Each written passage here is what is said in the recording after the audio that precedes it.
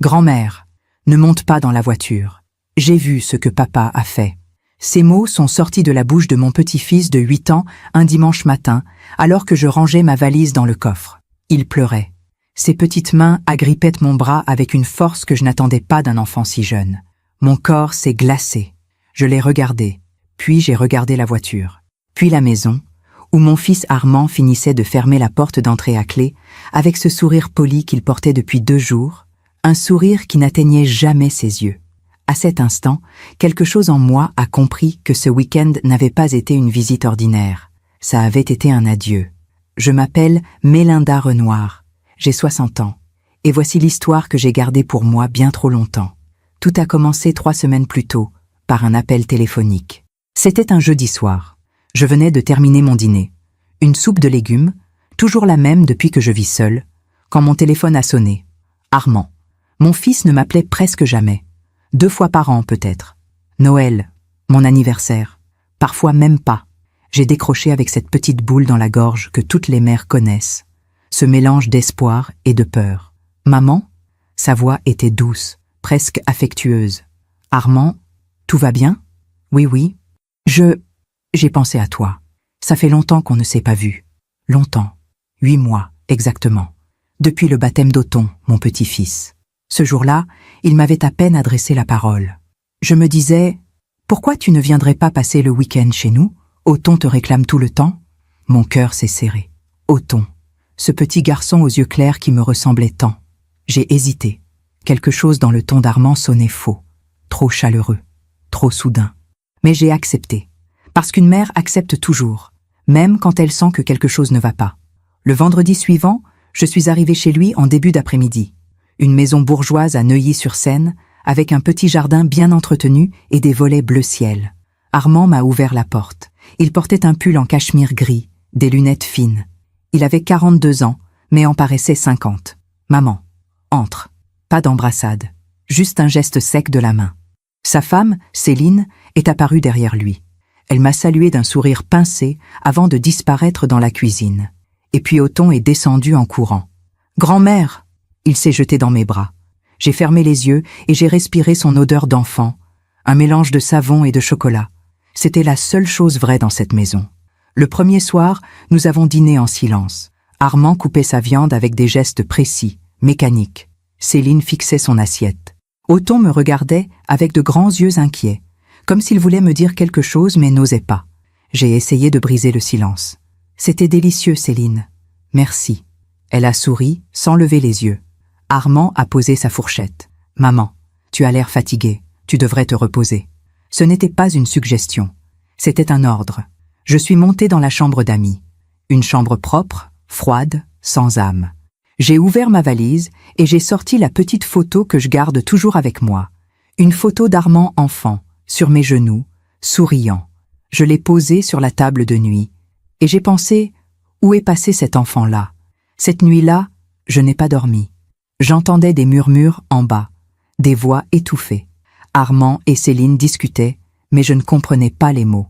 Juste le ton, tendu, nerveux. À un moment, j'ai cru entendre mon prénom.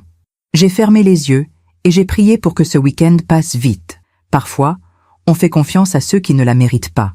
Et vous, avez-vous déjà été déçu par quelqu'un que vous aimiez? Racontez-moi votre histoire dans les commentaires. J'aimerais vous lire. Le lendemain matin, je me suis réveillée avec le soleil qui entrait par les rideaux blancs de la chambre d'amis. Pendant quelques secondes, j'ai oublié où j'étais. Puis, tout m'est revenu. La maison froide, les murmures de la nuit, le regard inquiet d'Othon. Je me suis levée lentement. Mes articulations craquaient. 60 ans, ça ne pardonne pas. J'ai enfilé ma robe de chambre en laine beige, celle que j'avais achetée à Paris il y a 15 ans, dans une petite boutique près du Marais. Cette robe avait traversé tant de choses avec moi.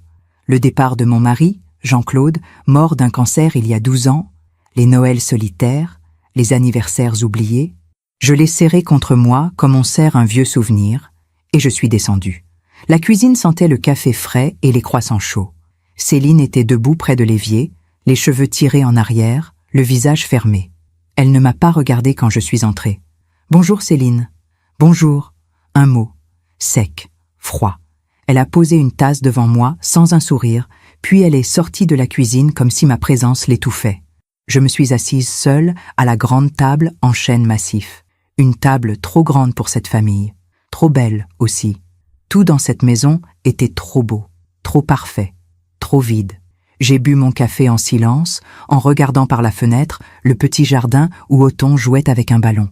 Et soudain, je me suis souvenu d'un autre jardin, d'une autre maison, celle où Armand a grandi. C'était une petite maison à Versailles, avec un jardin rempli de roses que je taillais moi-même chaque printemps. Jean-Claude et moi n'avions pas beaucoup d'argent à l'époque, mais nous avions de l'amour partout, dans les rires du dimanche matin, dans les tartines grillées que Jean-Claude préparait en chantant du Jacques Brel, dans les câlins d'Armand, ce petit garçon aux joues rondes qui courait vers moi en criant « Maman! Maman! Regarde ce que j'ai trouvé !» Il me montrait des cailloux, des feuilles, des insectes, et je lui disais « C'est magnifique, mon chéri !» Parce que c'était magnifique, parce qu'il était magnifique. Armand était un enfant doux, sensible. Il pleurait quand il voyait un oiseau blessé. Il voulait devenir vétérinaire pour sauver tous les animaux du monde. Le soir, il s'endormait dans mes bras pendant que je lui lisais des histoires. Le Petit Prince, les fables de La Fontaine, les contes de Perrault. Il me regardait avec des yeux pleins d'émerveillement et me disait « Maman, tu es la plus belle maman du monde. » Et moi, je lui caressais les cheveux en pensant « Je ferai tout pour toi, mon petit, tout. » Mais les années passent, les enfants grandissent, et parfois, ils deviennent des étrangers. Armand a changé après la mort de son père. Il avait 18 ans. Il venait d'entrer à HEC. Il était brillant, ambitieux, déterminé. Mais quelque chose en lui s'est durci. Il a commencé à parler d'argent, de réussite, de ne pas finir comme papa. Papa était un raté, maman. Il est mort sans rien laisser. Ces mots m'avaient brisé. Jean-Claude n'était pas un raté. Il était professeur de littérature. Il gagnait peu, c'est vrai, mais il avait une dignité, une bonté, une lumière que l'argent ne peut pas acheter. J'avais essayé de le lui expliquer, mais Armand ne m'écoutait plus. Après ses études, il a décroché un poste dans une grande banque d'affaires. Il s'est marié avec Céline, une femme froide et calculatrice issue d'une famille fortunée. Ils ont acheté cette maison à Neuilly. Ils ont eu Othon. Et moi, je suis devenue une obligation. Une vieille femme qu'on invite une fois par an par politesse. Une mère qu'on appelle quand on a besoin de quelque chose. Mais jamais par amour. J'ai fini mon café en regardant la photo d'Armand enfant que j'avais posée sur la table. Ce petit garçon aux joues rondes. Ce petit garçon qui voulait sauver le monde. Où es-tu, mon fils? Qu'est-ce que la vie t'a fait? La porte de la cuisine s'est ouverte brusquement. Armand est entré, déjà habillé, le téléphone à la main. « Maman, ça va? »« Oui, merci. » Il a souri. Ce sourire étrange qui ne montait pas jusqu'aux yeux. « On va faire une balade tout à l'heure. »« Ça te dit? » ?»« Avec plaisir. » Il a hoché la tête et il est reparti aussi vite qu'il était arrivé. Je suis restée seule, avec mon café froid et ce sentiment étrange qui grandissait en moi. Quelque chose n'allait pas. Mais quoi? L'après-midi, nous sommes sortis nous promener au bois de Boulogne. Othon marchait à côté de moi, sa petite main dans la mienne. Armand et Céline marchèrent devant, silencieux. Othon me serrait la main très fort. « Grand-mère? Oui, mon chéri ?» Il a hésité. Puis il a baissé les yeux. Rien. Mais je voyais bien qu'il voulait me dire quelque chose. Nous avons marché longtemps entre les arbres qui perdaient leurs feuilles dorées. L'automne avait cette beauté triste que j'ai toujours aimée. À un moment, Armand s'est arrêté devant un banc. « Maman, assieds-toi. Tu dois être fatiguée. » Je n'étais pas fatiguée, mais je me suis assise. Armand s'est assis à côté de moi. Il a posé sa main sur la mienne. Un geste affectueux, trop affectueux. « Maman, tu sais que je t'aime, n'est-ce pas ?» Mon cœur s'est serré. Quand un fils dit ça à sa mère sans raison, c'est qu'il va lui demander quelque chose. Ou pire, c'est qu'il cache quelque chose. Bien sûr, mon chéri. Il a souri. Il a serré ma main. Et dans ce geste, j'ai senti quelque chose de faux, quelque chose de glacé. Le soir, au dîner, Armand a ouvert une bouteille de vin, un Château Margaux, une bouteille à 300 €, pour célébrer ta visite, maman. Il a rempli mon verre, puis le sien, puis celui de Céline. Othon nous regardait en silence, les yeux baissés sur son assiette. Nous avons trinqué. « À la famille », a dit Armand. J'ai bu une gorgée. Le vin était excellent. mais il avait un goût amer. Cette nuit-là, j'ai encore entendu des murmures. Plus forts, plus tendus. J'ai collé mon oreille contre la porte. Elle ne doit rien soupçonner. Et après, tout sera réglé. Mon sang s'est glacé. De qui parlait-il? De moi? Je me suis assise sur le lit, tremblante. J'ai pris la photo d'Armand enfant dans mes mains, et j'ai pleuré. Pas des larmes bruyantes, des larmes silencieuses, celles des mères qui comprennent que leur enfant ne les aime plus, ou pire, que leur enfant leur veut du mal. Pendant que je raconte tout cela, je me demande d'où vous m'écoutez. Écrivez le nom de votre ville en commentaire. Le dimanche matin est arrivé trop vite. Je me suis réveillée avec cette sensation étrange qu'on a parfois dans les cauchemars. Ce moment où on sait qu'on rêve, mais où on ne peut pas se réveiller. Sauf que ce n'était pas un rêve, c'était ma vie. J'ai regardé par la fenêtre. Le ciel était gris. Il allait pleuvoir. Aujourd'hui, je rentre chez moi, ai-je pensé. Et pour la première fois de ma vie, l'idée de quitter mon fils m'a soulagée. J'ai fait ma valise lentement, en pliant chaque vêtement avec soin. C'est une habitude que j'ai depuis toujours. Plier, ranger, organiser. Ça me calme. J'ai glissé la photo d'Armand enfant dans la poche intérieure de mon sac à main. Je la garde toujours près de moi, comme un talisman, comme une prière. Puis je suis descendue. La maison était silencieuse, trop silencieuse. Céline n'était pas dans la cuisine. Armand non plus. Seul Othon était là, assis à la table, devant un bol de céréales qu'il ne touchait pas. « Bonjour mon chéri. » Il a levé les yeux vers moi, des yeux rouges, gonflés. Il avait pleuré. « Grand-mère !» Sa voix tremblait. Je me suis approchée et je me suis agenouillée devant lui. « Qu'est-ce qu'il y a, Othon ?» Il a baissé la tête. Ses petites mains serraient le bord de la table. « Rien. Mon chéri, tu peux tout me dire. » Il a secoué la tête. Une larme a coulé sur sa joue. « Papa a dit que je devais me taire. Mon cœur s'est arrêté. »« Te taire sur quoi ?» Il n'a pas répondu. À ce moment-là, Armand est entré dans la cuisine. Il portait un jean sombre et un pull noir. Il avait les traits tirés, comme s'il n'avait pas dormi. « Maman, tu es prête ?»« Oui. »« Bien, je vais chercher tes affaires. » Il est monté à l'étage sans me regarder. Othon s'est levé brusquement et s'est enfui dans le jardin.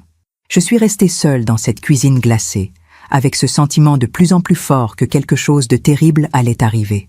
10 minutes plus tard, Armand est descendu avec ma valise. « C'est tout ?»« Oui, merci. » Il a ouvert la porte d'entrée.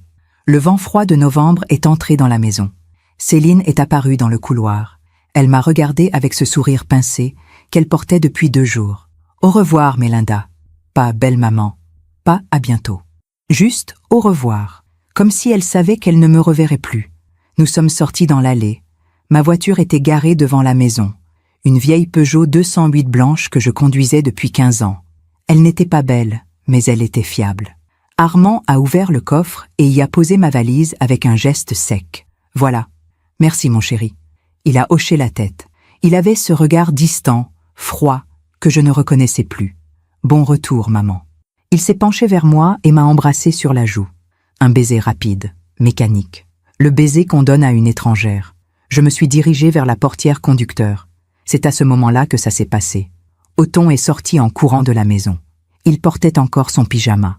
Ses pieds étaient nus sur le gravier froid. « Grand-mère !» Il a couru vers moi et il m'a agrippé le bras. Il pleurait. « Grand-mère, ne monte pas dans la voiture. Mon sang s'est glacé. »« Othon, qu'est-ce que tu racontes ?» Il sanglotait, ses petites mains tremblaient. « S'il te plaît, ne monte pas !» Armand s'est avancé d'un pas. « Othon, rentre à la maison !» Sa voix était dure, tranchante. Othon s'est accroché à moi encore plus fort. J'ai vu ce que papa a fait. Le temps s'est arrêté. J'ai regardé Othon, puis Armand, puis la voiture. Armand avait le visage fermé, les mâchoires serrées, les poings crispés. « Othon, rentre immédiatement !» Mais Othon ne lâchait pas mon bras. « Grand-mère, s'il te plaît, ne pars pas !» Céline est sortie de la maison à son tour. « Othon, viens ici tout de suite !» Elle l'a attrapé par le bras et l'a tiré vers elle d'un geste brusque. Othon criait. Il pleurait. Il tendait les mains vers moi. « Grand-mère! Grand-mère !» Céline l'a traîné à l'intérieur et a claqué la porte. Je suis restée figée dans l'allée, tremblante, le cœur battant à tout rompre. Armand s'est rapproché de moi. « Excuse-le, maman. Il est fatigué. » Qu'est-ce qu'il voulait dire? Rien. Il délire. Les enfants ont beaucoup d'imagination. Il a souri. Ce sourire faux. Ce sourire qui me glaçait. Allez, rentre bien. Appelle-moi quand tu arrives. Il est rentré dans la maison sans un regard en arrière. Je suis restée seule dans l'allée, sous le ciel gris. Les mots d'Othon résonnaient dans ma tête. J'ai vu ce que papa a fait. Qu'est-ce qu'il avait vu? Pourquoi avait-il peur? Pourquoi pleurait-il? J'ai regardé la voiture. Une vieille Peugeot blanche. Rien d'extraordinaire. Pourtant, quelque chose en moi me disait de ne pas monter dedans. Quelque chose me disait que si je montais, je ne reviendrais pas. J'ai ouvert la portière conducteur lentement. J'ai posé mon sac sur le siège passager. J'ai mis la clé dans le contact. Et puis je me suis arrêtée. J'ai vu ce que papa a fait. J'ai retiré la clé. Je suis sortie de la voiture. Et j'ai fait le tour du véhicule. C'est là que je l'ai vu. Une petite flaque. Juste sous le côté gauche de la voiture. Un liquide sombre. Épais. Je me suis agenouillée. J'ai passé mon doigt dedans. Du liquide de frein. Mon cœur s'est mis à battre si fort que j'ai cru qu'il allait exploser. J'ai regardé sous la voiture. Je ne suis pas mécanicienne. Je ne connais rien aux voitures. Mais même moi, j'ai vu. Le tuyau des freins était coupé. Pas déchiré. Pas abîmé. Coupé. Proprement. Volontairement. Je me suis relevée, tremblante. J'ai regardé la maison. Armand était à la fenêtre du salon. Il me regardait. Nos yeux se sont croisés. Et dans ce regard, j'ai tout compris. Mon fils, mon petit garçon, celui que j'avais porté, celui que j'avais aimé, celui pour qui j'aurais donné ma vie, venait d'essayer de me tuer. J'ai sorti mon téléphone de ma poche avec des mains tremblantes. J'ai composé le numéro de mon garagiste, Monsieur Bertrand, un homme que je connaissais depuis 20 ans. Allô? Monsieur Bertrand, c'est Mélinda Renoir. J'ai besoin de vous. Tout de suite. Madame Renoir, qu'est-ce qui se passe? Je suis à Neuilly. Ma voiture, il y a un problème avec les freins. Les freins? Oui. Le tuyau, je crois qu'il est coupé. Un silence. Coupé? Vous êtes sûr? Oui. Un autre silence. Plus long. Madame Renoir, ne montez surtout pas dans cette voiture. Je viens tout de suite. J'ai raccroché. J'ai levé les yeux vers la fenêtre. Armand n'y était plus. J'ai attendu dans l'allée, debout, immobile, sous la pluie fine qui commençait à tomber. 10 minutes, 15 minutes, 20 minutes. Armand n'est pas ressorti. Céline non plus. Seul Othon était à la fenêtre de l'étage, son petit visage collé contre la vitre. Il me regardait avec des yeux pleins de larmes. Et j'ai compris. Il avait essayé de me sauver. Mon petit-fils de 8 ans avait essayé de sauver sa grand-mère. Monsieur Bertrand est arrivé 30 minutes plus tard dans sa camionnette jaune. Il est descendu, s'est agenouillé sous la voiture, a inspecté. Puis il s'est relevé, le visage grave. « Madame Renoir, dites-moi, le tuyau de frein a été sectionné, proprement, avec un outil. Ce n'est pas un accident. Non. » Il m'a regardé droit dans les yeux. C'est un sabotage. Si vous étiez parti avec cette voiture, vous n'auriez pas pu freiner. Sur l'autoroute, il n'a pas fini sa phrase. Il n'avait pas besoin. Je me suis retournée vers la maison. Armand était à nouveau à la fenêtre. Il ne bougeait pas. Il me regardait. Et dans ce regard, j'ai vu ce que je n'avais jamais voulu voir. Mon fils voulait ma mort. Je me demande encore si j'ai fait le bon choix ce jour-là. Et vous? Qu'auriez-vous fait à ma place? Je n'ai pas bougé pendant plusieurs minutes. Debout dans cette allée, sous la pluie qui tombait de plus en plus fort, je regardais la maison où mon fils vivait. Une belle maison. Une maison de rêve, avec des volets bleus et un jardin parfait. Une maison qui cachait un cauchemar. Monsieur Bertrand a posé sa main sur mon épaule. « Madame Renoir, il faut appeler la police. » La police. Ces mots ont résonné dans ma tête comme une cloche funèbre. Appeler la police. Dénoncer mon fils. Dire à des étrangers que mon propre enfant avait essayé de me tuer. « Madame Renoir, vous m'entendez? »« Oui, oui, je ne trouvais pas mes mots. Parce que dans ma tête, une autre voix parlait. Une voix que je connaissais bien. La voix d'une mère. « Tu te trompes, Mélinda. Ce n'est pas possible. Pas Armand. Pas ton fils. Il y a forcément une explication. » Monsieur Bertrand a sorti son téléphone. « Je vais appeler. »« Non !» Le mot était sorti trop vite. Trop fort. Il m'a regardé, surpris. « Madame Renoir, quelqu'un a saboté votre voiture. C'est une tentative de meurtre. Je sais. Mais quoi? Je ne savais pas quoi répondre.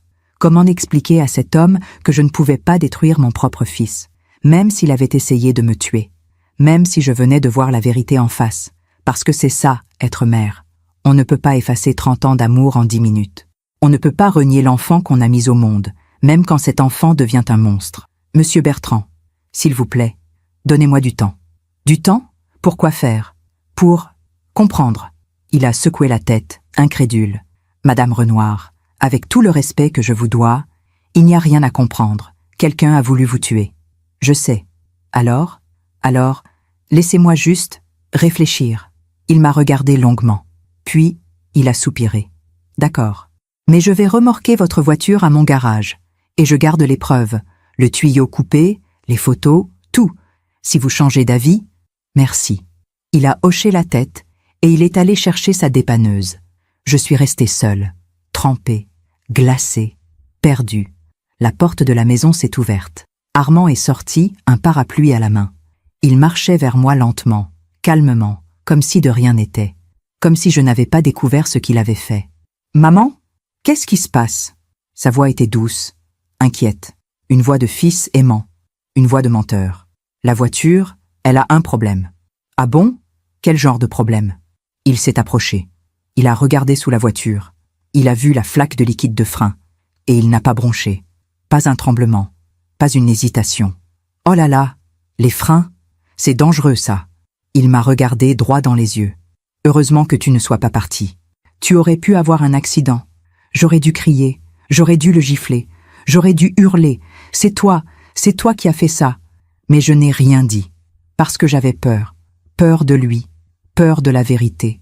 Peur de perdre définitivement ce qu'il restait de mon fils. Écoute, maman, tu vas rester ici encore un peu, le temps que ton garagiste répare tout ça. Non, je vais prendre un taxi. Un taxi? Pour aller à Versailles? Ça va te coûter une fortune. Ce n'est pas grave. Mais si, c'est grave. Tu es ma mère. Je ne vais pas te laisser partir comme ça. Il a posé sa main sur mon épaule. Un geste affectueux. Un geste de fils aimant. Un geste qui me glaçait. Reste ce soir. Demain, je te ramène moi-même. J'aurais dû refuser. J'aurais dû partir en courant. Mais je suis restée. Parce qu'une partie de moi voulait encore croire. Croire que je m'étais trompée. Croire qu'il y avait une autre explication. Croire que mon fils n'était pas un assassin. Nous sommes rentrés dans la maison. Céline était dans le salon, assise sur le canapé, un verre de vin à la main. Elle m'a regardé avec ce sourire froid que je commençais à détester. « Vous restez finalement ?»« Oui, juste pour ce soir. Comme c'est agréable. » Elle a bu une gorgée de vin et elle est montée à l'étage. Armand a disparu dans son bureau.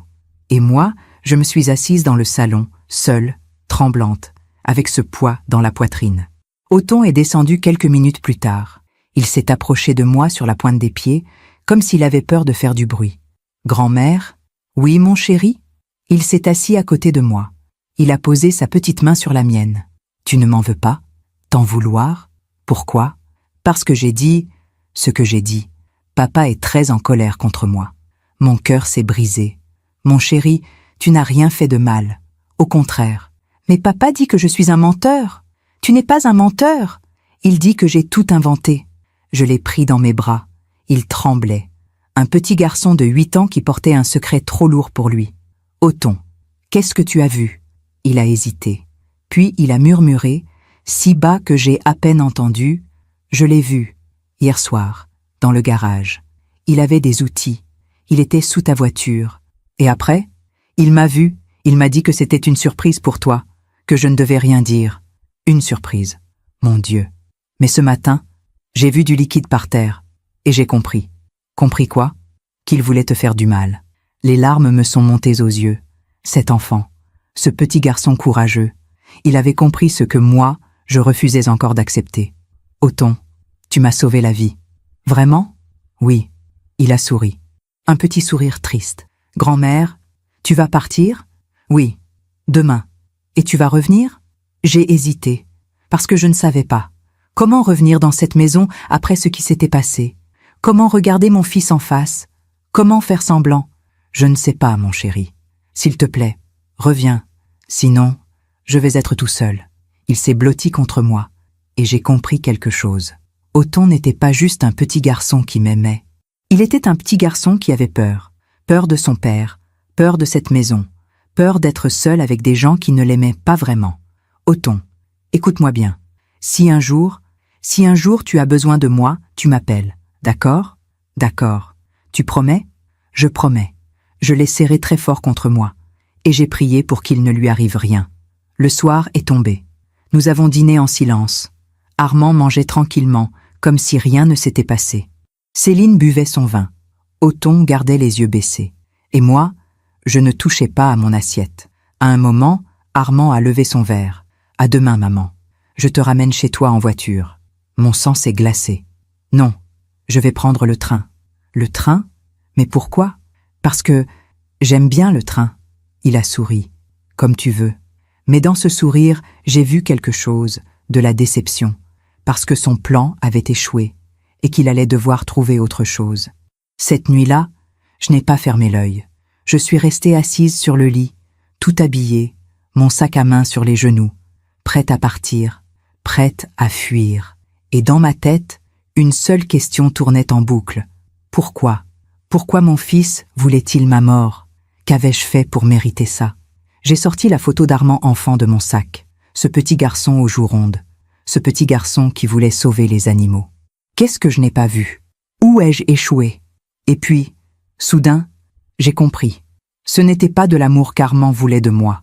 C'était mon argent, mon héritage, ma mort. Parce que j'avais quelque chose qu'il voulait. Une assurance vie, un compte en banque, une petite maison à Versailles. Pas grand-chose, mais assez pour un homme sans scrupules. Assez pour un fils qui n'aimait plus sa mère. Les larmes ont coulé sur mes joues. Pas des larmes de peur, des larmes de deuil. Le deuil de mon fils. Le deuil de l'enfant qu'il avait été.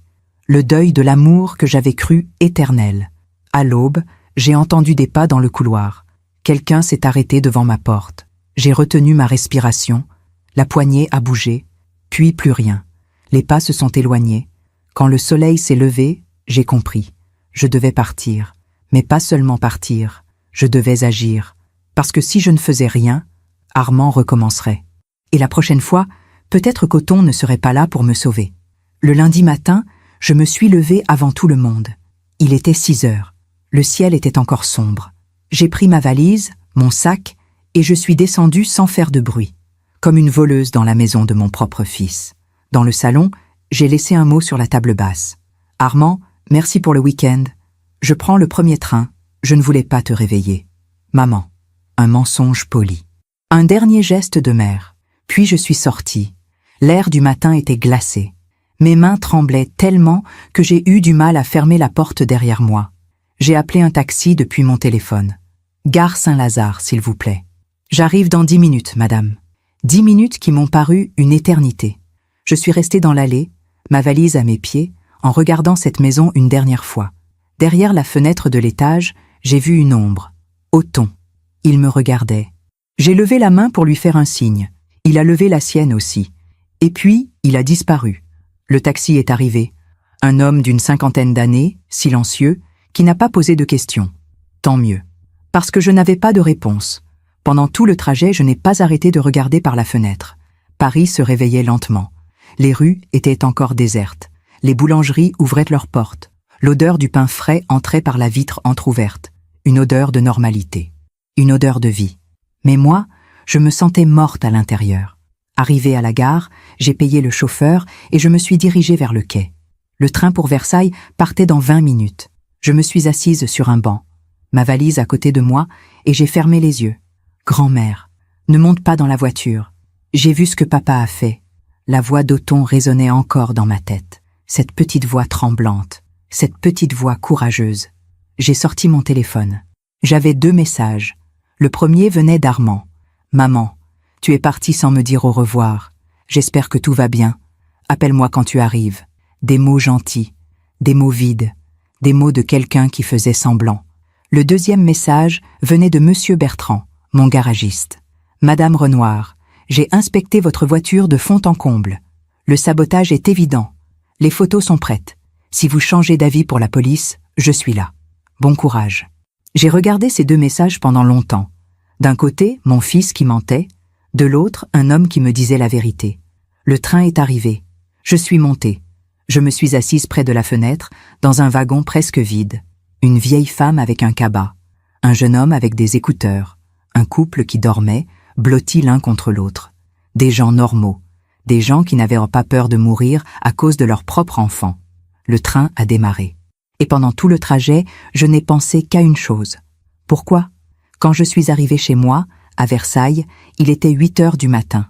Ma petite maison m'attendait, silencieuse et froide. J'ai ouvert la porte. L'odeur familière de lavande et de vieux bois m'a accueillie. Chez moi. Enfin, chez moi. J'ai posé ma valise dans l'entrée et je me suis effondrée sur le canapé. Les larmes sont venues d'un coup. Des larmes que j'avais retenues pendant 3 jours. Des larmes de mère. Des larmes de femme trahie. J'ai pleuré longtemps. Longtemps. Jusqu'à ce qu'il n'y ait plus rien. Puis, je me suis levée. Je suis montée dans ma chambre. J'ai ouvert le tiroir de ma commode et j'ai sorti une vieille boîte en métal. À l'intérieur, tous mes papiers importants. Mon acte de naissance, mon livret de famille, mon contrat d'assurance vie. Je l'ai ouvert. Assurance vie souscrite en 1990. Bénéficiaire, Armand Renoir, fils.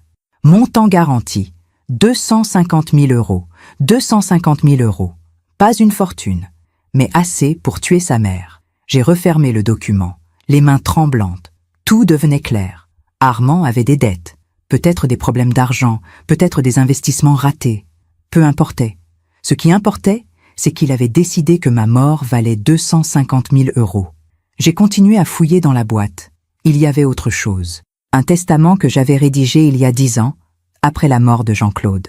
Je lègue tous mes biens à mon fils unique, Armand Renoir. Ma maison, mon compte en banque, mes quelques économies. Tout pour lui. Parce qu'il était mon fils. Parce que je l'aimais. Parce que je pensais qu'il m'aimait aussi. Je me suis assise sur le lit, ce testament dans les mains, et j'ai compris quelque chose d'affreux. Armand attendait ma mort depuis des années.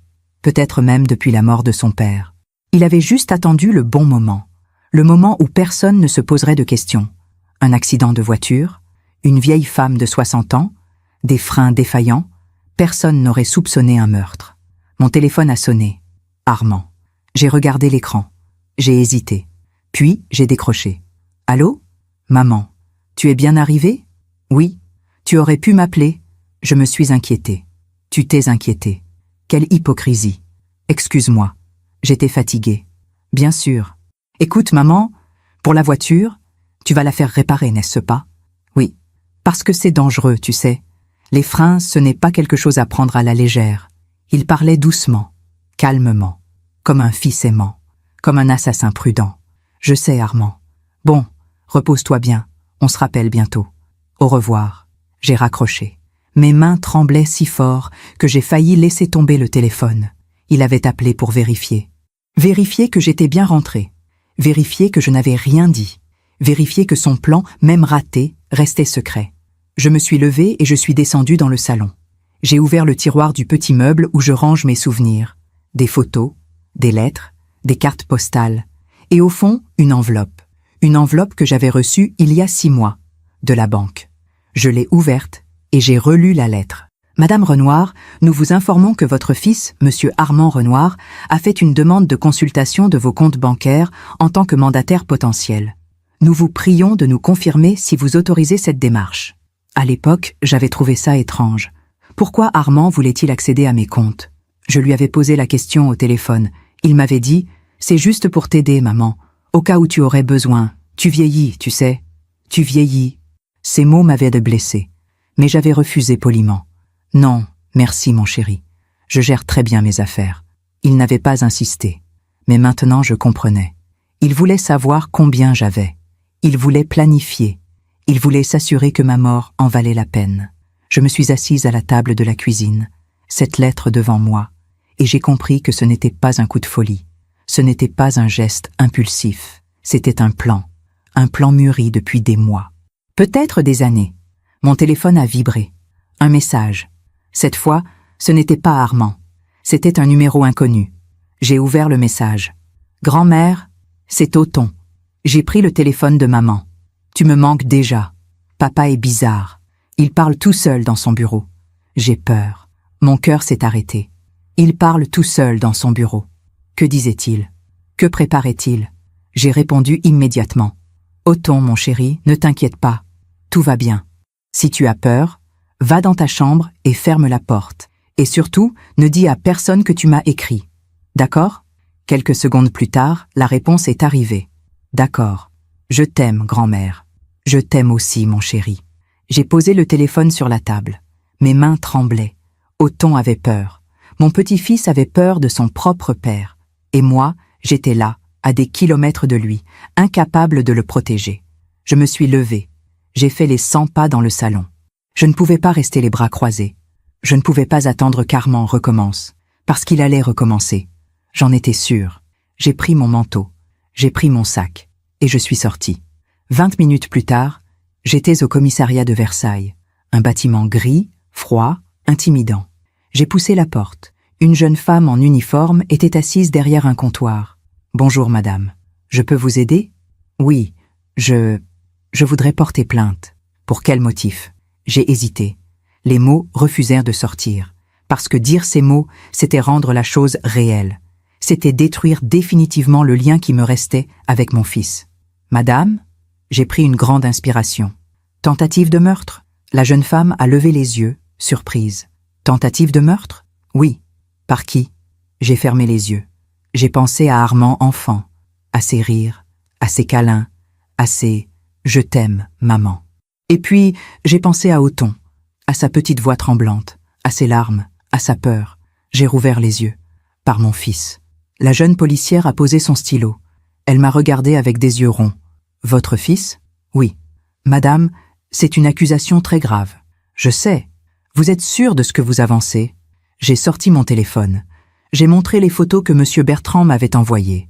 Le tuyau de frein sectionné, la flaque de liquide sous la voiture, le rapport technique qu'il avait rédigé. Voilà mes preuves. Elle a regardé les photos longuement. Puis elle a levé les yeux vers moi. « Attendez ici. Je vais chercher un inspecteur. » Elle a disparu derrière une porte. Je suis restée seule dans cette salle d'attente froide. Des affiches sur les murs. En cas de violence, appelez le 17. Protégeons nos enfants. L'ironie me brûlait la gorge. Protégeons nos enfants. Mais qui protège les mères ? 10 minutes plus tard, un homme d'une 50aine d'années est apparu. Grand, les cheveux gris, le regard fatigué. « Madame Renoir, je suis l'inspecteur Moreau. Suivez-moi, s'il vous plaît. » Il m'a conduite dans un petit bureau encombré de dossiers. 2 chaises, une table, une lumière blanche qui donnait mal à la tête. « Asseyez-vous. » Je me suis assise. Il s'est installé en face de moi, a sorti un carnet et un stylo. « Alors, racontez-moi tout depuis le début. » Et j'ai raconté. Le coup de téléphone d'Armand, 3 semaines plus tôt, l'invitation inhabituelle, le week-end glacé à Neuilly, les murmures nocturnes, le comportement étrange de mon fils, le départ du dimanche matin, les mots d'Othon. « Grand-mère, ne monte pas dans la voiture. J'ai vu ce que papa a fait. » La flaque de liquide de frein, l'inspection de M. Bertrand, le diagnostic, sabotage. L'inspecteur Moreau prenait des notes sans m'interrompre. Quand j'ai eu fini, il a levé les yeux. « Vous avez un mobile ?» ?»« Oui. » J'ai sorti les documents que j'avais apportés. Le contrat d'assurance vie, le testament, la lettre de la banque concernant la demande d'accès à mes comptes. Il a tout lu attentivement. Puis il a soupiré. « Madame Renoir, je ne vais pas vous mentir. C'est compliqué. » « Compliqué ? Oui. Nous avons des indices troublants, c'est vrai. Mais rien qui prouve de manière absolue que c'est votre fils qui a saboté la voiture. » Le témoignage d'Othon. Othon a 8 ans. Devant un juge, son témoignage sera fragilisé. Surtout s'il s'agit d'accuser son propre père. Mon cœur s'est serré. « Alors, vous ne pouvez rien faire ?» Je n'ai pas dit ça. Il s'est penché vers moi. « Nous allons ouvrir une enquête. Convoquer votre fils, l'interroger, examiner la voiture, vérifier ses finances. Et s'il nie tout, il niera, c'est évident. Mais l'enquête mettra la pression. Et parfois, la pression fait craquer les gens. » J'ai hoché la tête, sans grande conviction. « Madame Renoir, je dois vous poser une question difficile. »« Oui ? Pourquoi votre fils voudrait-il vous tuer ? Au-delà de l'argent, je veux dire. Vous êtes en conflit ? » J'ai réfléchi. « Non, pas de conflit. Juste du vide. »« Du vide ? Oui.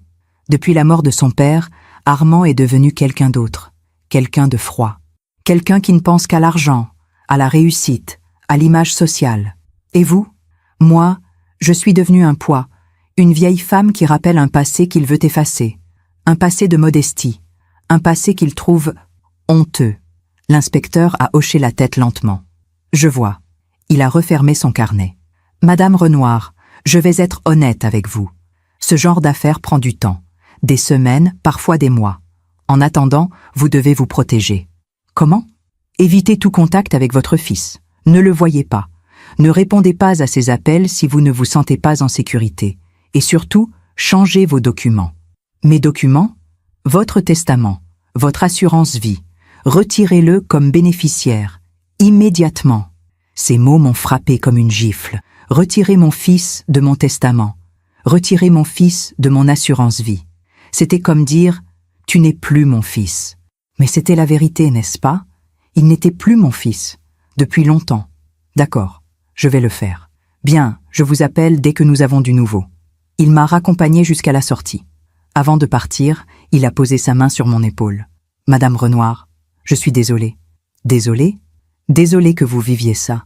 Personne ne devrait avoir peur de son propre enfant. Je suis sorti du commissariat avec un poids dans la poitrine. Personne ne devrait avoir peur de son propre enfant. Mais moi, j'avais peur.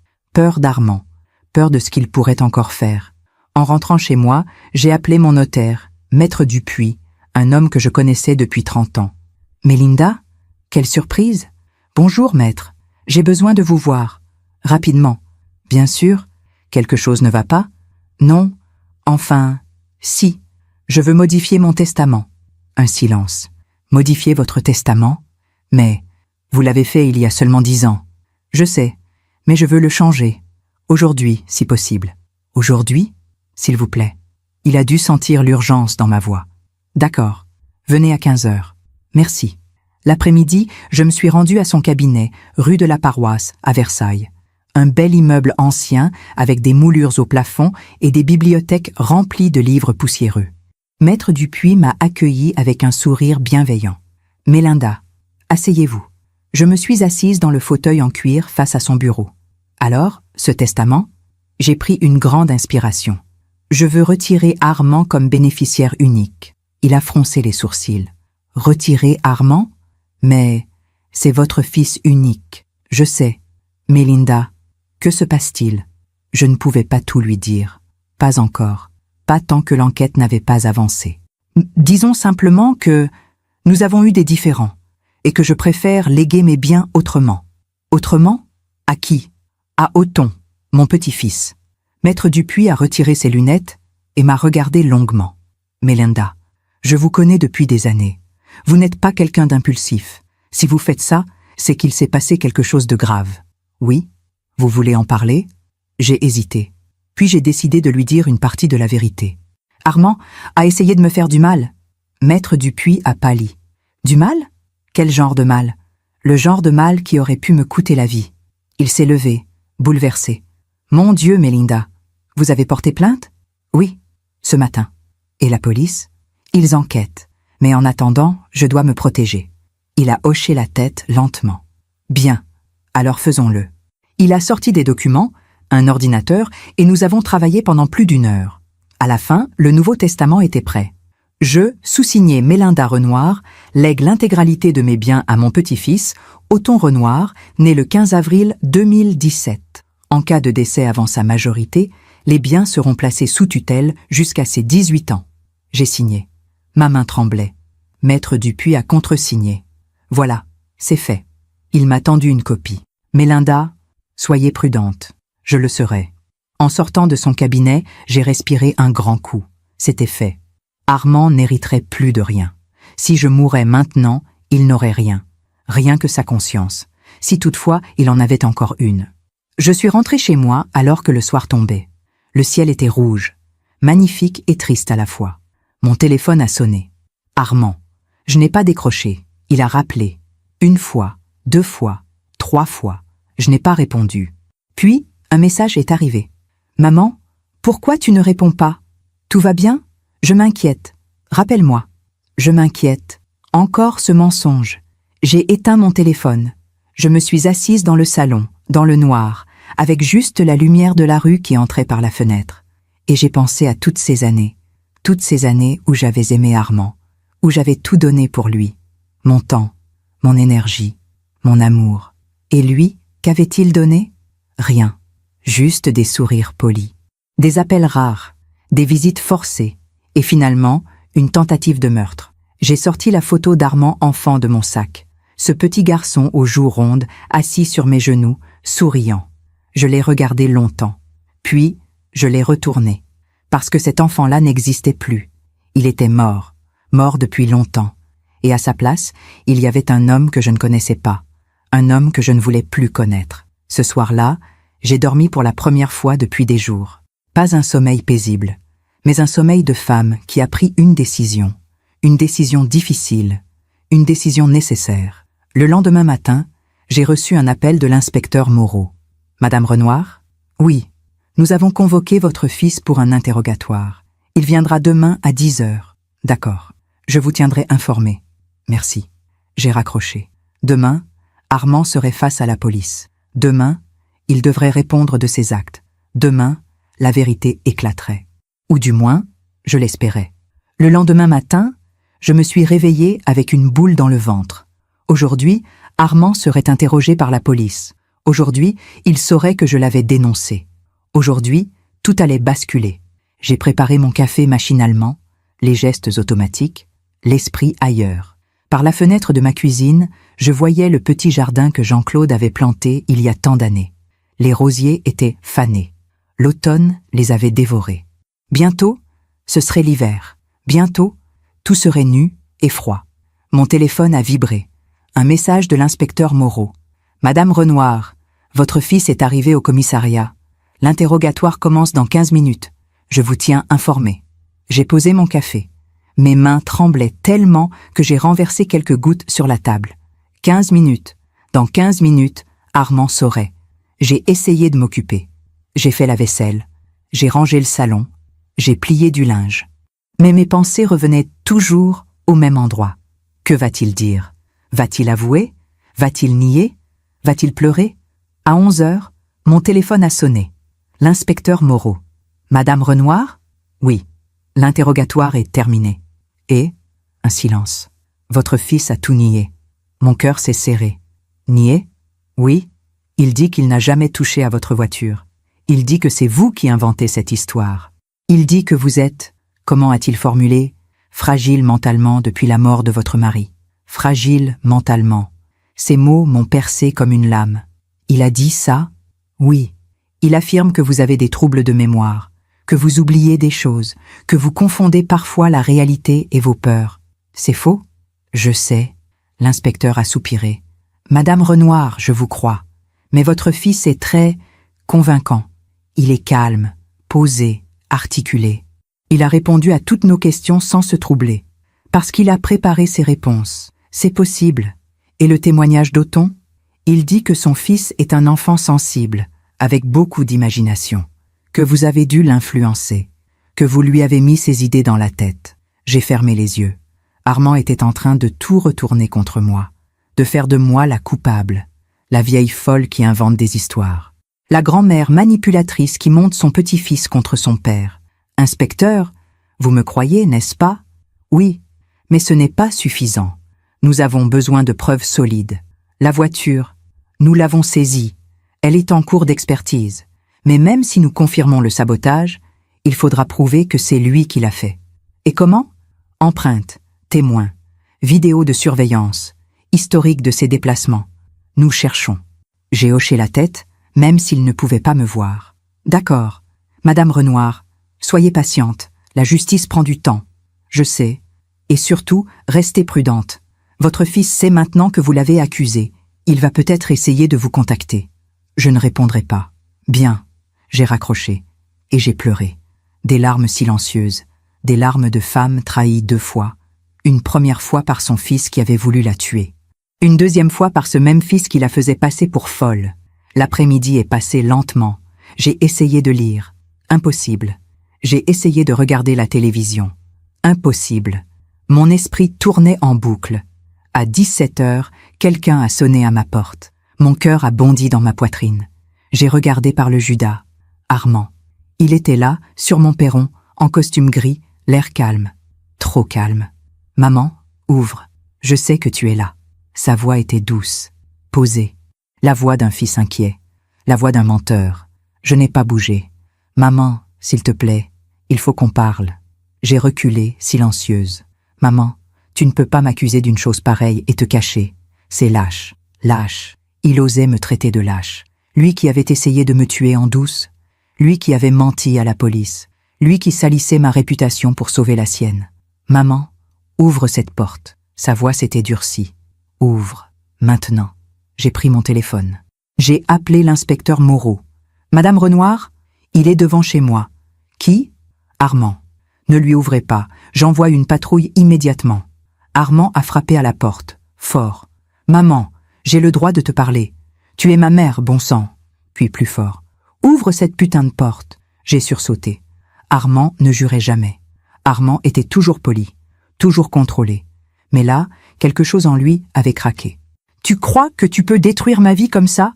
Tu crois que tu peux raconter n'importe quoi à la police et t'en tirer? Il a donné un coup de pied dans la porte. Réponds-moi! J'étais pétrifié, collé contre le mur du couloir, le téléphone serré dans ma main. Inspecteur, il devient violent. La patrouille arrive. Tenez bon. Armand a frappé encore et encore. Tu veux me détruire, c'est ça? Après tout ce que j'ai fait pour toi? Après t'avoir invité chez moi? Après t'avoir supporté toutes ces années? Supporter. Ce mot terrible. Tu n'es qu'une vieille femme pathétique qui s'accroche à un fils qui ne l'aime plus. Tu m'entends? Je ne t'aime plus, je ne t'ai jamais aimé. Chaque mot était un coup de poignard. Papa te détestait aussi, tu sais. Il disait que tu étais trop collante, trop étouffante. Il est mort pour t'échapper. Les larmes coulaient sur mes joues, mais je ne faisais aucun bruit. Et maintenant, tu veux me détruire. Mais tu ne gagneras pas, maman, parce que personne ne te croira. Tu n'es qu'une vieille folle que plus personne n'aime. Puis, soudain, le silence, un silence terrible. J'ai entendu des pas qui s'éloignaient, une voiture qui démarrait. Quelques minutes plus tard, 2 policiers sont arrivés. J'ai ouvert la porte, tremblante. « Madame Renoir? Oui. Votre fils est parti? Oui. Vous allez bien? Non. Je n'allais pas bien. Mais j'ai hoché la tête. Oui. Ils ont pris ma déposition. Ils ont noté tout ce qu'Armand avait dit. Menace verbale, tentative d'intimidation. Nous allons ajouter ça au dossier. Merci. Madame, vous voulez qu'on reste un peu? Non, ça ira. Ils sont partis. Je me suis assise sur le canapé, dans le noir. Et j'ai compris quelque chose de terrible. Je n'avais plus de fils. Oh, biologiquement, oui. Armand était toujours mon fils. Mais l'enfant que j'avais aimé, celui que j'avais porté, celui pour qui j'aurais donné ma vie, cet enfant-là était mort. À sa place, il y avait un étranger qui me haïssait, un étranger qui voulait ma mort, un étranger qui venait de dire des choses que je n'oublierai jamais. Je ne t'aime plus, je ne t'ai jamais aimé. Ces mots résonnèrent dans ma tête comme une malédiction. Peut-être qu'il disait la vérité, peut-être qu'il ne m'avait jamais aimé, peut-être que tout ce que j'avais cru, son amour, ses câlins d'enfant, ses sourires, n'avait été qu'une illusion. J'ai sorti la photo d'Armand enfant de mon sac. Je l'ai regardé une dernière fois. Ce petit garçon aux joues rondes. Ce petit garçon qui me disait « Tu es la plus belle maman du monde ». Puis, je l'ai déchiré, lentement, en 2, puis en 4, puis en 1000 morceaux. Et j'ai pleuré, pleuré comme je n'avais jamais pleuré. Pleuré la mort de mon fils, pleuré la mort de mon amour de mère, pleuré la mort de mes illusions. Ce soir-là, j'ai compris que je ne reverrai plus jamais Armand. Pas parce que la loi me l'interdirait, mais parce que moi, je ne voulais plus le voir. Parce qu'on ne peut pas aimer quelqu'un qui vous souhaite du mal, même si c'est votre enfant. Surtout si c'est votre enfant. Le lendemain matin, j'ai reçu un appel de l'inspecteur Moreau. « Madame Renoir, nous avons du nouveau. » « Oui, nous avons retrouvé des images de vidéosurveillance d'un magasin de bricolage à Neuilly. Le samedi soir, la veille de votre départ, votre fils a acheté un coupe-tube. Un coupe-tube.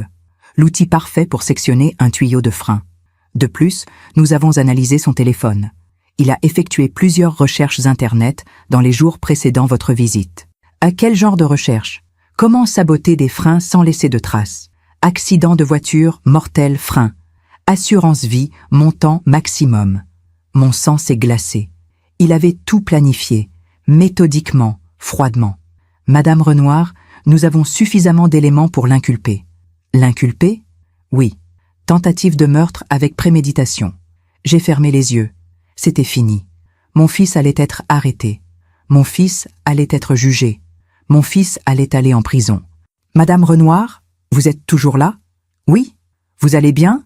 Non, je n'allais pas bien. Mais j'ai dit, oui, faites ce que vous avez à faire. Armand a été arrêté le jour même. Je n'étais pas là. Je ne voulais pas être là. Mais l'inspecteur Moreau m'a raconté. Armand n'a pas crié. Il n'a pas pleuré. Il n'a rien dit. Il a juste regardé les policiers avec ce regard froid que je lui connaissais maintenant. Et il est parti me noter. Ce soir-là, j'ai reçu un appel. Un numéro que je ne connaissais pas. J'ai hésité. Puis, j'ai décroché. « Allô? Grand-mère, c'est moi.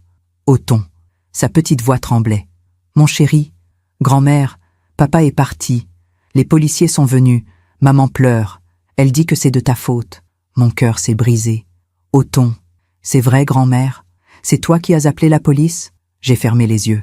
Oui, un silence. Pourquoi? Parce que ton papa a fait quelque chose de très grave. Quelque chose qui aurait pu me faire beaucoup de mal. Je sais. La voiture. Oui, un autre silence. Puis, d'une toute petite voix, « Grand-mère, je t'aime. » Les larmes ont coulé sur mes joues. « Je t'aime aussi, mon chéri. Plus que tout. Tu vas revenir? Je ne sais pas. S'il te plaît, j'ai besoin de toi. » J'ai pris une grande inspiration. On se reverra, mon chéri. Je te le promets. Mais pas tout de suite. D'accord. Sois fort. D'accord? Il a raccroché. Et je suis restée seule. Seule avec ma douleur. Seule avec ma décision. Seule avec mes regrets. Mais aussi seule avec une certitude. J'avais fait ce qu'il fallait. Même si ça me détruisait. Même si ça me coûtait mon fils. J'avais fait ce qu'il fallait. Parce que parfois, aimer, c'est savoir dire non. Même à son propre enfant, surtout à son propre enfant. Les semaines qui ont suivi l'arrestation d'Armand ont été les plus étranges de ma vie. Étranges parce que, pour la première fois depuis des années, j'ai ressenti quelque chose que je n'attendais pas. Du soulagement. Pas de la joie, non. Pas de la satisfaction non plus. Juste du soulagement. Le soulagement de ne plus avoir peur. Le soulagement de ne plus devoir faire semblant. Le soulagement de pouvoir enfin respirer. Les premiers jours, je suis restée chez moi. Je n'ai parlé à personne. Je n'ai répondu à aucun appel. J'avais besoin de silence, de calme, de temps pour comprendre ce qui venait de se passer. Parce que perdre un enfant, même un enfant qui vous a trahi, c'est un deuil étrange, un deuil dont on ne peut pas parler. Comment dire à quelqu'un « Mon fils a voulu me tuer, alors je l'ai fait arrêter » Comment expliquer ce mélange de douleur et de soulagement? Comment faire comprendre qu'on peut pleurer quelqu'un qui est encore vivant? J'ai passé des heures assise dans le salon, à regarder par la fenêtre.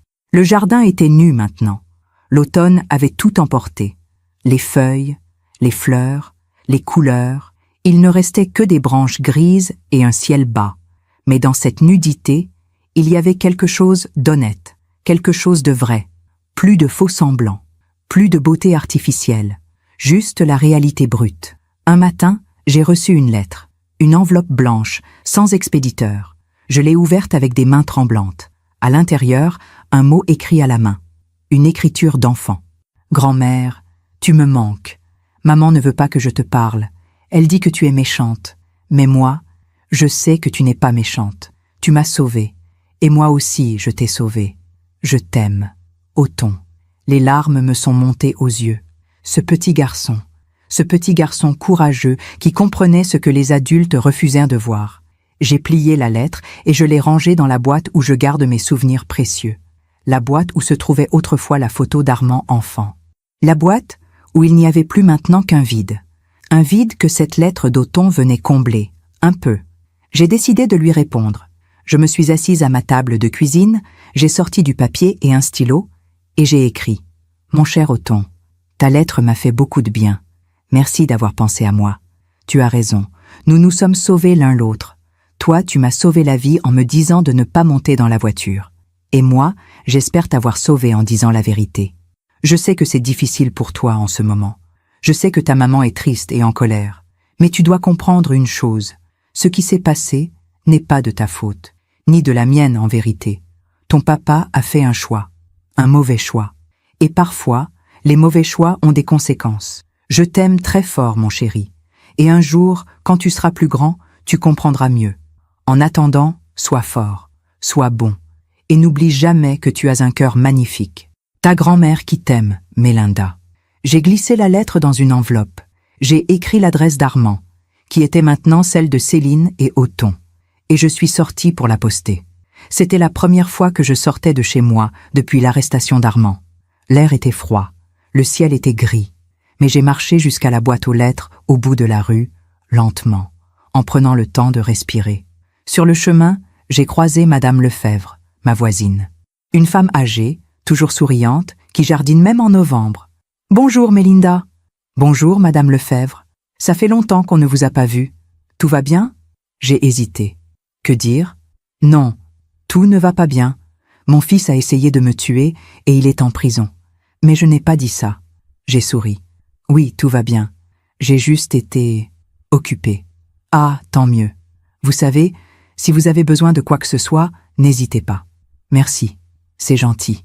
Je suis rentrée chez moi en me disant que j'avais de la chance d'avoir des voisins bienveillants, de la chance d'avoir une maison, de la chance d'être en vie, parce que j'aurais pu mourir. Si Othon n'avait pas été là, si je n'avais pas écouté mon instinct, si j'étais montée dans cette voiture, je serais morte sur l'autoroute. Et Armand aurait touché l'assurance vie, et personne n'aurait su. Cette pensée me glaçait, mais elle me donnait aussi de la force, parce que j'avais survécu. J'avais survécu et j'avais agi. Quelques jours plus tard, j'ai reçu un appel de l'inspecteur Moreau. « Madame Renoir, je voulais vous tenir informée. Le juge d'instruction a confirmé la mise en examen de votre fils pour tentative de meurtre avec préméditation. » D'accord. Le procès aura lieu dans quelques mois. Vous serez convoqué pour témoigner. Je sais.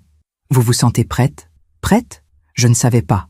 Comment être prête à témoigner contre son propre fils? Comment être prête à le regarder dans les yeux et dire « Oui, c'est lui. C'est lui qui a voulu me tuer. Je ferai ce qu'il faut. » Bien. Et, Madame Renoir? Oui, vous avez fait preuve d'un grand courage. Du courage? Je n'avais pas l'impression d'être courageuse. J'avais juste l'impression d'avoir fait ce qui était juste, même si ça me coûtait tout. Un après-midi, j'ai décidé de ranger la chambre d'amis. Celle où Armand dormait quand il venait me voir, c'est-à-dire presque jamais. Il y avait encore quelques affaires à lui, des vieux livres, des vêtements qu'il avait laissés ici il y a des années, des photos. Je les ai regardées une par une. Armand a 10 ans, en colonie de vacances. Armand a 15 ans, avec son premier vélo. Armand a 20 ans, le jour de son diplôme. Sur toutes ces photos, il souriait. Mais maintenant que j'y repensais, je voyais quelque chose d'autre, quelque chose de froid dans ce sourire, quelque chose de distant dans ce regard. Avais-je été aveugle? Avais-je refusé de voir? Ou bien Armand avait-il vraiment changé? Je ne le saurais jamais.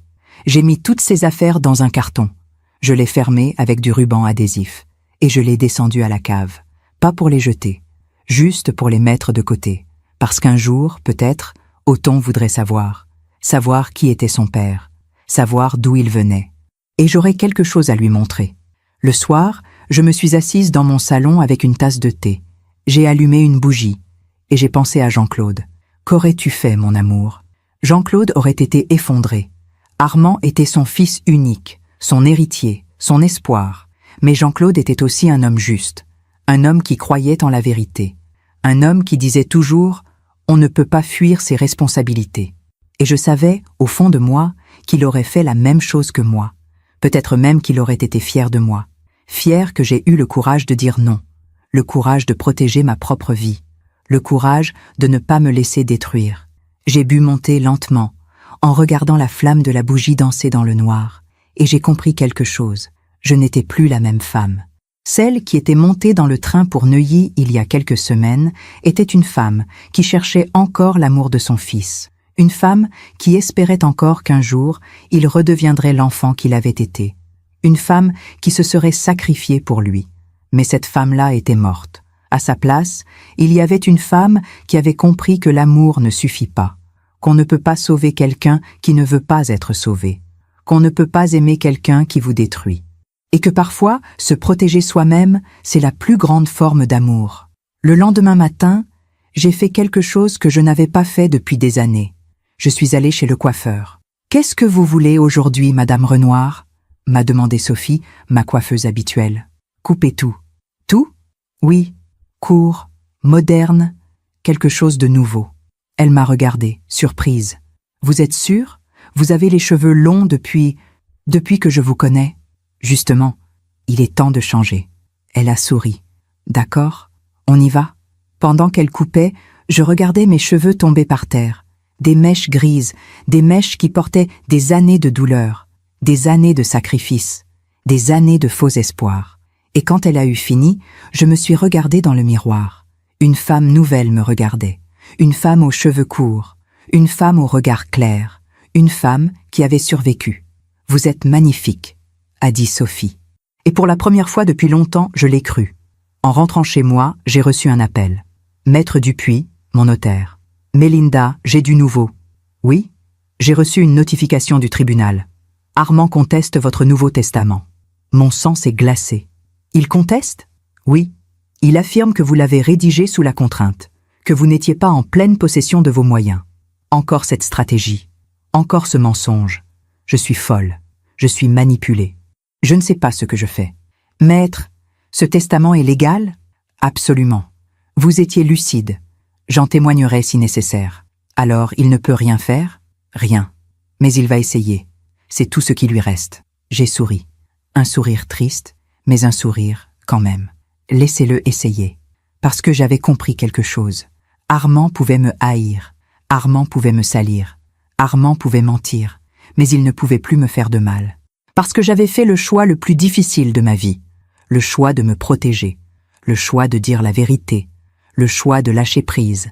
Et ce choix, personne ne pouvait me l'enlever. Le soir, je me suis assise à ma table de cuisine. J'ai sorti mon carnet et un stylo. Et j'ai écrit.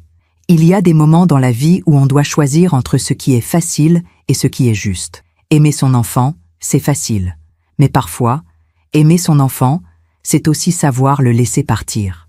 Savoir dire « je t'aime, mais je ne peux plus accepter ce que tu me fais ». Savoir dire « je t'aime, mais je dois me protéger ». Savoir dire « je t'aime, mais je ne suis pas responsable de tes choix. J'ai fait ce que je devais faire, et maintenant je dois vivre avec cette décision. Vivre avec la douleur, vivre avec la culpabilité, vivre avec le vide, mais aussi vivre avec la certitude que j'ai fait ce qui était juste. Non seulement pour moi, mais aussi pour Othon. Et peut-être, un jour, pour Armand lui-même. Parce qu'on ne peut pas aimer quelqu'un qui nous détruit, et on ne peut pas sauver quelqu'un en se sacrifiant. J'ai refermé le carnet, et j'ai compris que j'étais prête. Prête pour le procès, prête pour témoigner, prête pour affronter Armand une dernière fois, prête pour tourner la page, et peut-être, un jour, prête pour recommencer à vivre. Le procès a eu lieu 6 mois plus tard, au printemps. 6 mois pendant lesquels j'ai appris à vivre autrement, à vivre pour moi, à vivre sans attendre l'amour de quelqu'un qui ne pouvait plus me l'offrir. Ces 6 mois ont été à la fois longs et nécessaires.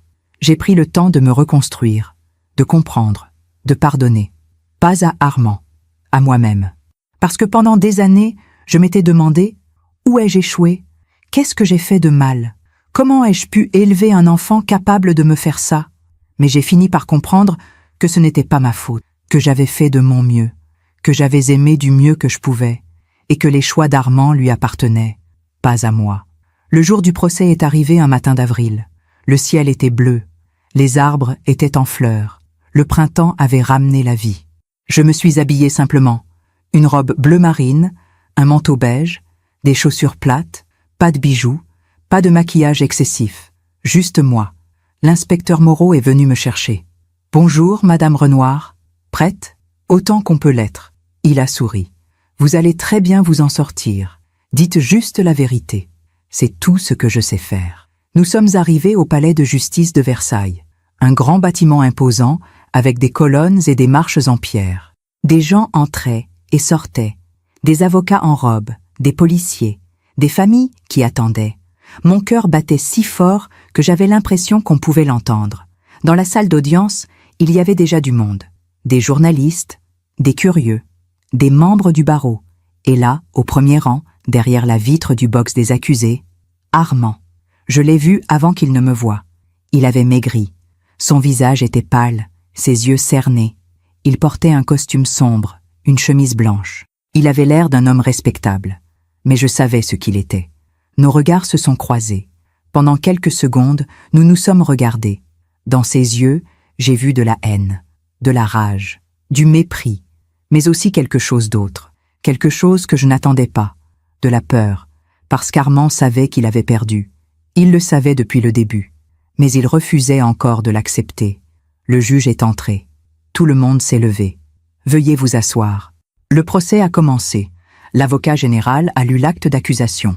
Monsieur Armand Renoir, vous êtes accusé de tentative de meurtre avec préméditation sur la personne de votre mère, Madame Mélinda Renoir, dans la nuit du 23 au 24 novembre 2024. Les mots résonnaient dans la salle. Tentative de meurtre sur la personne de votre mère. Des mots terribles, des mots qui disaient la vérité. Puis ce fut le tour des témoins. Monsieur Bertrand, mon garagiste, a été le premier à témoigner. Il a expliqué comment il avait inspecté la voiture, comment il avait trouvé le tuyau de frein sectionné, comment il avait su immédiatement que c'était un sabotage. Ce n'était pas une usure naturelle, c'était une coupe nette, faite avec un outil. Quel genre d'outil? Un coupe-tube, probablement. L'avocat de la défense s'est levé. Monsieur Bertrand, est-il possible que quelqu'un d'autre ait saboté cette voiture? Techniquement, oui. Donc vous ne pouvez pas affirmer que c'est mon client qui l'a fait. Non, mais... Merci, monsieur Bertrand. Puis ce fut au tour de l'inspecteur Moreau. Il a présenté les preuves. Les images de vidéosurveillance du magasin de bricolage, l'achat du coupe-tube, les recherches Internet d'Armand. Monsieur Renoir a effectué plusieurs recherches sur Google dans les jours précédant la visite de sa mère. Quel genre de recherche? Comment saboter des freins? Accident mortel, frein défaillant. Assurance vie, 250 000 €. Un murmure a parcouru la salle. L'avocat de la défense s'est levé à nouveau. Inspecteur, mon client affirme qu'il faisait des recherches pour un roman qu'il écrivait. Un roman? Oui, un thriller. L'inspecteur Moreau a souri. Un sourire froid. Votre client n'a jamais écrit de roman de sa vie. Et il n'y a aucune trace d'un quelconque projet littéraire sur ses ordinateurs. L'avocat s'est rassis, vexé. Puis ce fut mon tour. Madame Mélinda Renoir, veuillez vous avancer à la barre. Je me suis levé. Mes jambes tremblaient. Mes mains aussi. Mais j'ai marché jusqu'à la barre. J'ai posé ma main sur la Bible. Et j'ai juré de dire la vérité. Madame Renoir, racontez-nous ce qui s'est passé le dimanche 24 novembre. J'ai pris une grande inspiration. Et j'ai raconté. L'appel téléphonique d'Armand. L'invitation inhabituelle. Le week-end glacé à Neuilly. Le comportement étrange de mon fils. Les murmures nocturnes. Et puis, ce dimanche matin. La valise dans le coffre. Othon qui court vers moi. Sa petite voix qui tremble. Grand-mère, ne monte pas dans la voiture. J'ai vu ce que papa a fait. Ma voix s'est brisée. J'ai dû m'arrêter. Le juge m'a tendu un verre d'eau. Prenez votre temps, madame. J'ai bu une gorgée. J'ai respiré. Et j'ai continué. Othon pleurait. Il était terrorisé. Il m'a supplié de ne pas monter dans la voiture. Et vous avez écouté? Oui, parce que j'ai vu quelque chose dans ses yeux. Quelque chose de vrai. Et ensuite, j'ai inspecté la voiture. J'ai vu la flaque de liquide de frein. J'ai appelé mon garagiste. Il m'a dit de ne surtout pas monter dedans. Le juge s'est tourné vers Armand. « Monsieur Renoir, avez-vous quelque chose à dire ?» Armand s'est levé. Il était calme. Trop calme. « Oui, monsieur le juge. Ma mère ment. » Un silence glacial. « Ma mère est une femme fragile. Une femme qui n'a jamais accepté la mort de mon père. Une femme qui vit dans le passé. Elle m'en veut parce que j'ai réussi ma vie. Parce que je ne corresponds pas à l'image qu'elle avait de moi. Les larmes me sont montées aux yeux. Pas de tristesse, de rage. Elle a manipulé mon fils. Elle lui a mis des idées dans la tête. Et maintenant, elle essaie de me détruire. » Le juge l'a regardé longuement. « Monsieur Renoir, nous avons des preuves matérielles, des vidéos, des recherches. Comment expliquez-vous cela? Je ne peux pas. Mais je n'ai pas saboté cette voiture. » Puis l'avocat général s'est levé. « Monsieur le juge, nous avons un dernier témoin. » Qui?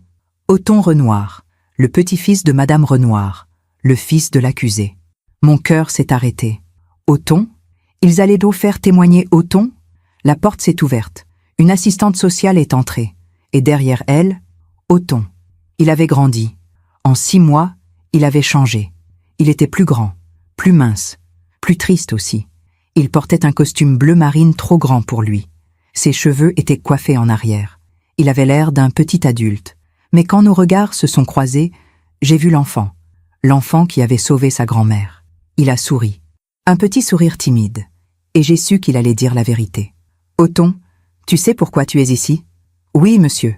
Tu vas nous dire ce que tu as vu, d'accord ?»« D'accord. » Le juge s'est penché vers lui. « Othon, tu n'as pas à avoir peur. Tu dois juste dire la vérité. »« Je sais. Alors, qu'est-ce que tu as vu le samedi soir chez toi ?» Othon a regardé son père. Armand le fixait, le visage fermé. Puis Othon a détourné les yeux. « J'ai vu papa dans le garage. Il était sous la voiture de grand-mère. Il avait des outils. Quelle heure était-il ? Tard. Peut-être 22 heures. Je ne dormais pas. J'avais soif. Je suis descendu et je l'ai vu. Et qu'a-t-il fait quand il t'a vu ? Il m'a dit que c'était une surprise pour grand-mère, que je ne devais rien dire. » Le juge a hoché la tête. « Et le lendemain matin ? » Le lendemain, j'ai vu du liquide par terre, sous la voiture. Et j'ai eu peur. Parce que sa voix s'est cassée. Parce que quoi, Othon ? Il a regardé son père à nouveau. Puis il a dit, d'une toute petite voix, « Parce que j'avais entendu papa et maman parler. Ils disaient que quand grand-mère serait morte, on aurait beaucoup d'argent. » Un silence de plomb. Armand s'est levé d'un coup. « C'est faux. Il ment. Elle lui a dit de dire ça. » Le juge a frappé son marteau. « Monsieur Renoir, asseyez-vous. »« Mais il ment. Asseyez-vous ou je vous fais évacuer. » Armand s'est rassis, tremblant de rage. Le juge s'est tourné vers Othon. « Othon, es-tu sûr de ce que tu dis ?»« Oui, monsieur. »« Personne ne t'a dit de mentir ?»« Non, monsieur. » Le juge a hoché la tête. « Merci, Othon. Tu peux retourner avec l'assistante sociale. » Othon est descendu de la barre. En passant devant moi, il s'est arrêté. Il m'a regardé. Et il a murmuré. « Je t'aime, grand-mère. » Les larmes ont coulé sur mes joues. « Je t'aime aussi, mon chéri. » Puis il est parti. Le procès a continué toute la journée. Les plaidoiries, les arguments, les contre-arguments. L'avocat d'Armand a tout essayé. Il a dit que j'étais une mère possessive, que j'avais manipulé mon petit-fils, que les preuves n'étaient pas suffisantes. Mais l'avocat général a été implacable. Les preuves sont là, les vidéos, les recherches Internet, l'achat du coupe-tube, le témoignage de l'enfant, le mobile financier, tout concorde. Monsieur Armand Renoir a planifié l'assassinat de sa propre mère pour toucher une assurance vie de 250 000 €. Il a invité sa mère chez lui. Il a saboté sa voiture. Et si son fils de 8 ans n'avait pas eu le courage de parler, Madame Renoir serait morte sur l'autoroute. Ce n'est pas un accident. Ce n'est pas une erreur. C'est une tentative de meurtre préméditée, calculée, froide. Et pour cela, je demande la peine maximale. Le juge s'est retiré pour délibérer. Nous avons attendu 3 heures. 3 heures interminables. Puis le juge est revenu. « Veuillez vous lever. » Tout le monde s'est levé. « Monsieur Armand Renoir, la Cour vous reconnaît coupable de tentative de meurtre avec préméditation. Vous êtes condamné à 12 ans de réclusion criminelle. » 12 ans. Armand est devenu blanc. Il a chancelled. Son avocat l'a rattrapé. De plus, vous êtes déchu de vos droits parentaux sur votre fils mineur, Othon Renoir. La garde sera confiée à la mère, sous contrôle judiciaire. Armand a regardé le juge, puis moi. Et dans son regard, j'ai vu quelque chose s'effondrer. Pas du remords, pas de la culpabilité. Juste la réalisation qu'il avait tout perdu. Sa liberté, son fils, sa réputation, sa vie, tout. Les policiers l'ont emmené. Il ne s'est pas retourné. Il n'a rien dit. Il est parti, menotté, la tête basse. Et moi, je suis restée assise. Je n'ai pas ressenti de joie. Pas de victoire. Juste du soulagement. Le soulagement que justice ait été faite. Le soulagement qu'Othon soit protégé. Le soulagement de pouvoir enfin respirer. En sortant du tribunal, l'inspecteur Moreau m'a serré la main. « Félicitations, Madame Renoir. Merci. Vous avez été très courageuse. » J'ai souri tristement. Je n'avais pas le choix. Si, on a toujours le choix. Et vous avez fait le bon. Dehors, le soleil brillait. Les oiseaux chantaient. Le printemps était là. Et pour la première fois depuis des mois, j'ai senti quelque chose en moi. Quelque chose de léger. Quelque chose de nouveau. L'espoir. Quelques semaines plus tard, j'ai reçu une lettre de la prison. D'Armand. Je l'ai regardée longtemps avant de l'ouvrir. À l'intérieur, quelques lignes. Maman, je sais que tu ne me pardonneras jamais. Je ne te demande pas de le faire. Je voulais juste te dire que tu avais raison. J'ai tout perdu. Ma liberté, mon fils, ma dignité. Et maintenant, je suis seule. Complètement seule. Les autres détenus me regardent avec mépris. Ils disent qu'un homme qui essaie de tuer sa mère est le pire des hommes. Et ils ont raison. Je ne te demande rien. Je voulais juste que tu saches. Armand. J'ai relu la lettre plusieurs fois. Ce n'était pas des excuses. Ce n'était pas du remords. C'était juste la constatation d'un homme qui avait tout perdu. J'ai plié la lettre. Et je l'ai rangée dans la boîte avec les autres souvenirs. Parce que c'était fini. L'histoire était terminée. Armand avait fait ses choix. Et maintenant, il en payait le prix.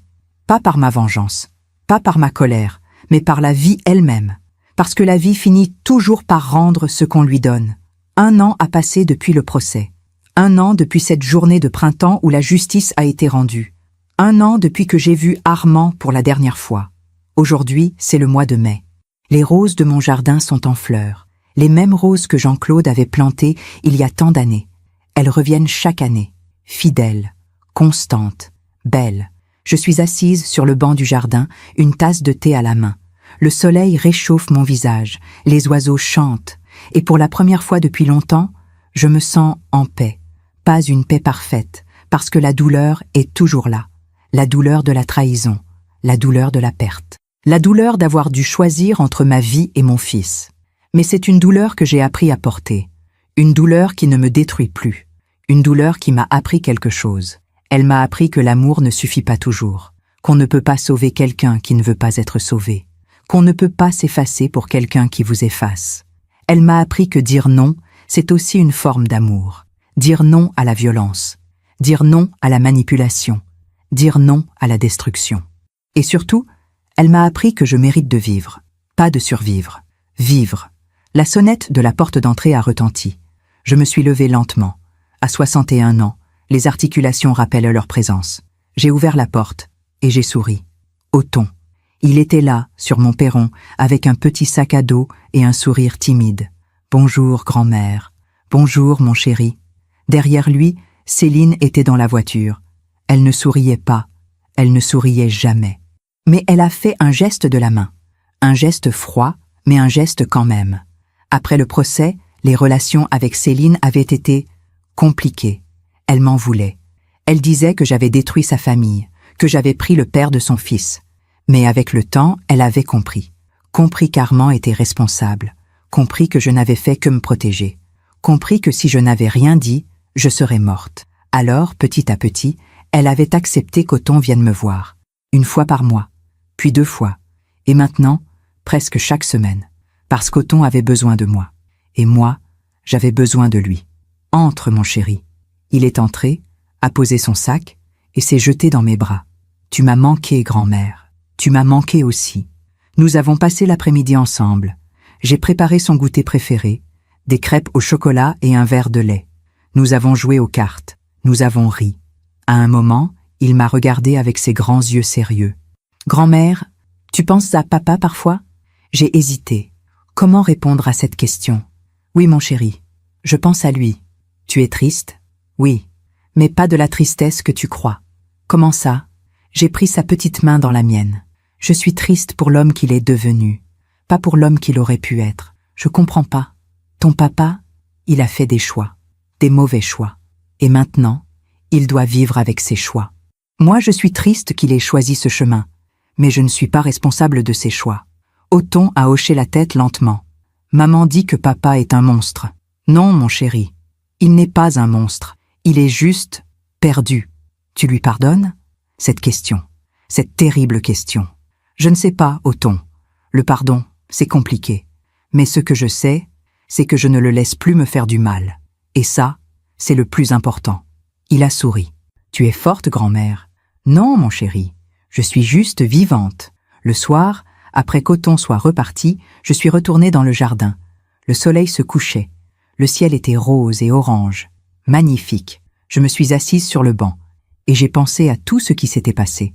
Il y a 1 an, j'étais une femme brisée, une femme qui avait peur, une femme qui se demandait si elle méritait de vivre. Aujourd'hui, je suis une femme différente, une femme qui sait qu'elle a de la valeur, Une femme qui a appris à se protéger. Une femme qui a trouvé la paix, même dans la douleur.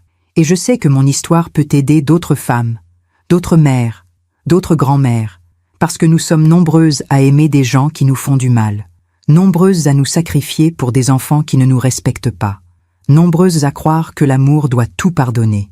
Mais j'ai appris quelque chose. L'amour ne doit pas tout pardonner. L'amour doit aussi savoir dire non. L'amour doit aussi savoir partir.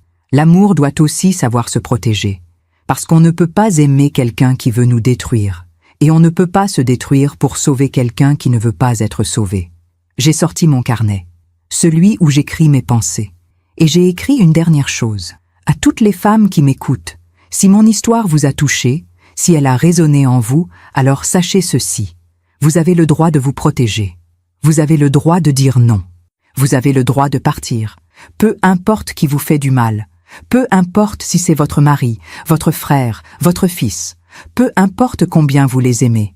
Votre vie a de la valeur. Votre dignité a de la valeur. Et personne n'a le droit de vous l'enlever. J'ai 61 ans maintenant. J'ai survécu à une tentative de meurtre. J'ai survécu à la trahison de mon propre fils. J'ai survécu à la douleur de devoir choisir entre ma vie et mon amour de mère. Et je suis encore là, vivante, debout, en paix. Si moi, j'ai pu le faire, vous le pouvez aussi. Ne laissez personne vous convaincre que vous êtes folle. Ne laissez personne vous faire croire que vous méritez d'être maltraité. Ne laissez personne vous voler votre vie. Parce que la vie finit toujours par rendre ce qu'on lui donne. Et ceux qui font le mal finissent toujours par le payer. Pas par notre vengeance, mais par la justice naturelle de l'univers. Armand est en prison aujourd'hui. Seul, rejeté, méprisé. Pas parce que je l'ai voulu, mais parce que c'est la conséquence naturelle de ses actes. Et moi, je suis dans mon jardin, entouré de roses, entouré de paix, entouré d'amour, l'amour d'Othon, l'amour de mes voisins, l'amour de moi-même. Et c'est suffisant. J'ai refermé le carnet, j'ai regardé le ciel qui s'assombrissait, et j'ai souri, parce que j'avais survécu, parce que j'avais dit la vérité, parce que j'avais choisi la vie, et que maintenant, je pouvais enfin vivre, vraiment vivre. Si cette histoire a touché votre cœur, abonnez-vous et activez la cloche pour entendre d'autres femmes qui ont transformé la douleur en sagesse. Chaque jour, une femme, une leçon de vie. Partagez cette histoire avec quelqu'un que vous aimez. Parfois, une histoire change toute une journée. Que Dieu vous bénisse et à très bientôt.